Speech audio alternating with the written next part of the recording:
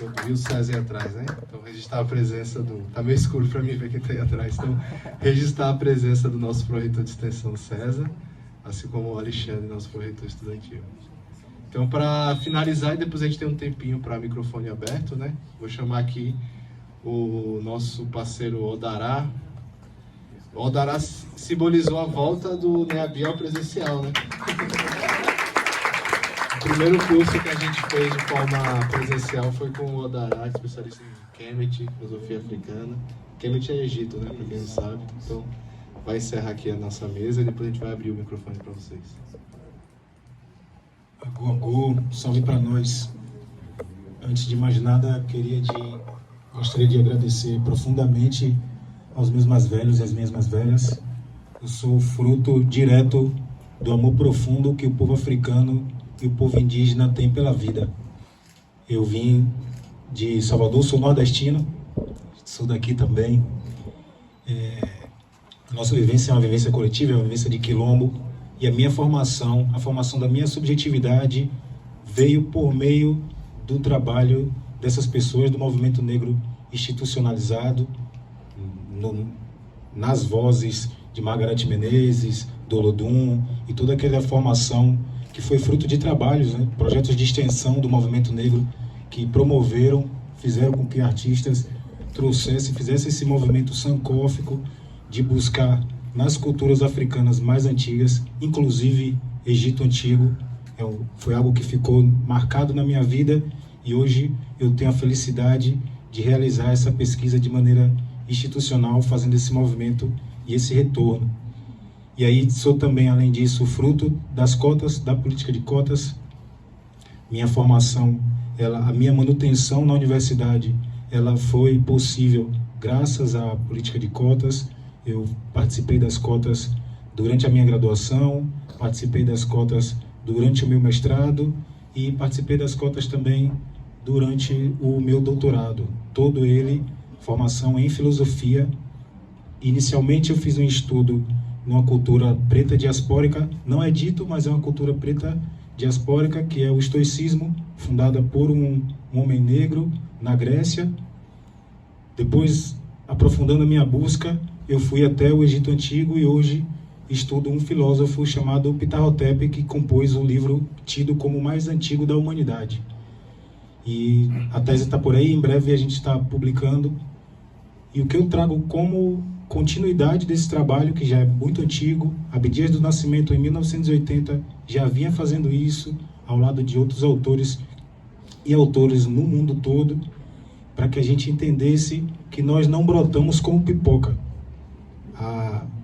A gente vive uma mentalidade aí que a gente está falando, o Mike falou sobre isso, sobre essa questão da ampliação do lugar epistemológico.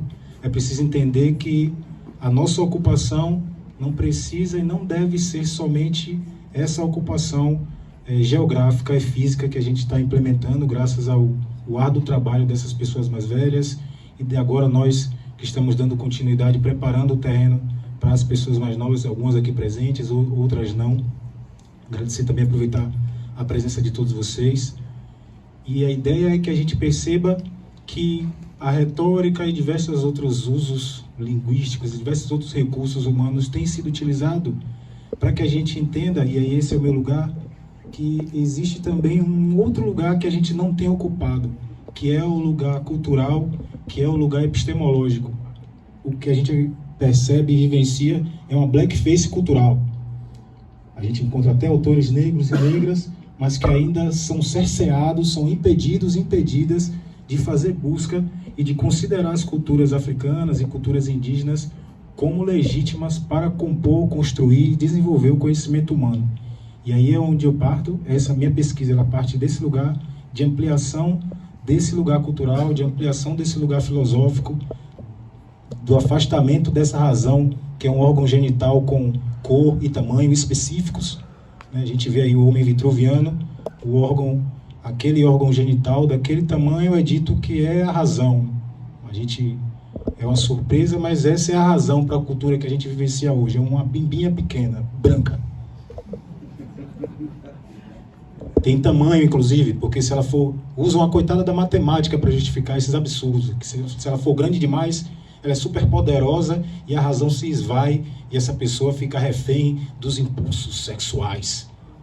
Curiosamente, pela lógica, né, se não ter bimbinha, a pessoa deveria ser super inteligente. Não pensa. Tem que ter bimbinha, ela tem que ser pequena e branca. A razão, ela é um órgão genital, com tamanho e cor. Esse é o absurdo da colonização. E assim, daqui a 2, 3 mil anos vamos rir. Já estamos começando a rir disso. Mas isso é o que vivenciamos. Em diversas formas. Cultura que, por exemplo, a gente entende a velhice como um problema. Nunca foi enquanto povos africanos, enquanto vivência africana, nós nunca passamos por esse problema. Pelo contrário, a velhice é um ambiente, é um lugar de respeito. A infância é um lugar de respeito. O gênero, as relações de gênero, diversas relações de gênero, são lugares de respeito. Cada um com suas posições específicas de respeito. Vivenciamos isso também aqui na diáspora. Não é uma novidade para quem já vivencia isso em terreiros, para quem já vivencia isso em rodas de samba, para quem já vivencia isso em rodas de capoeira, hip hop. Sou fruto também desses lugares. Não vim do movimento negro institucionalizado, sou fruto indireto desses trabalhos, mas eu fui nutrido e mantido biologicamente pela cultura do boxe. Sou mestre de boxe hoje, nasci nesse berço, fui criado nesse berço, e espiritualmente eu fui alimentado pela cultura do samba reggae, pela cultura do reggae, pela cultura do repente, pela cultura do hip hop. E é essa cultura que eu venho trazendo para a universidade, mas não como a universidade como um lugar especial a partir do qual o conhecimento atinge outros patamares, mas realmente ampliando essa política de cotas epistemológica também, desse lugar virtual que a gente precisa também ocupar, convidar outras pessoas a ocupar. Temos aqui o grande Davi aí, que a gente vem fazendo trabalho, acho que quem é daqui de Alagoas conhece o Davi, tive a oportunidade de conhecê-lo, e aí o movimento negro hoje fazendo parte, me incentivando a levar isso para outros lugares. A gente tem feito várias conversas aí, em breve projetos acontecendo, e entender que cada um de vocês aqui também é responsável por esse trabalho, né? Esses trabalhos, ainda que a gente esteja aqui hoje com o microfone na mão, com a voz, para poder estar falando essas coisas, esse é um trabalho que ele é amplamente coletivo no sentido extremamente amplo. Cada uma pode e deve interferir na modificação dessa mentalidade, porque somos nós que abrigamos essa mentalidade.